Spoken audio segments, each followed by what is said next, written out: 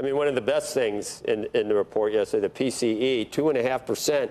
That's almost where the Fed wants it to be versus 3.5%, previous 3.5%. So that's down. But you understand, Mr. Secretary, the more that the president or the administration crows about the strength of the economy, that just sort of gives, I don't know, it gives Jay Powell more rationale not to cut at this point. But when you throw in the PCE, along with maybe the average of the two quarters at 1.2, I think it makes it much more compelling. We had a couple of dissents. We haven't had that two of them since 1993.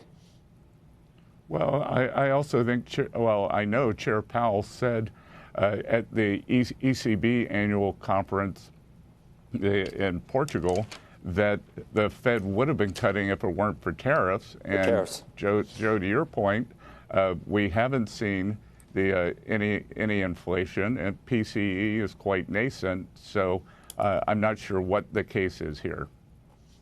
But at this point, you figure, when will we hear? That's a good one. So he makes it till May, Jay Powell. Let's assume that.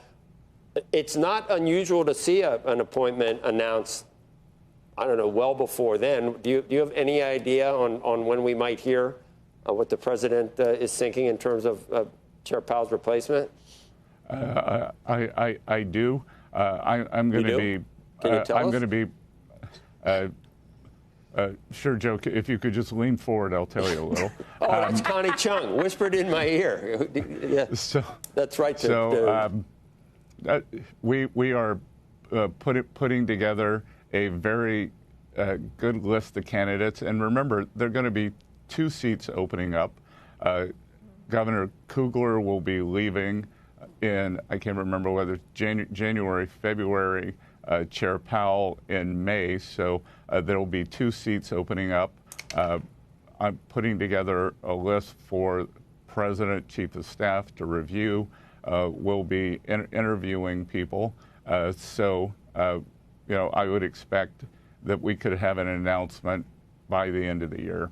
Is Powell definitely leaving? Because even though his chairmanship is up, his seat, I think, extends a little longer. Right. His seat extends for 2 years. 2 more years. 2 years. It would be highly unusual for a chair to stay on. And you're helping with the search, obviously. We shouldn't read into it any like Dick Cheney type stuff, should we, Mr. Secretary? Look, Dick Cheney looking for a vice president, and then lo and behold. As I keep saying, I think he likes his job better. He does.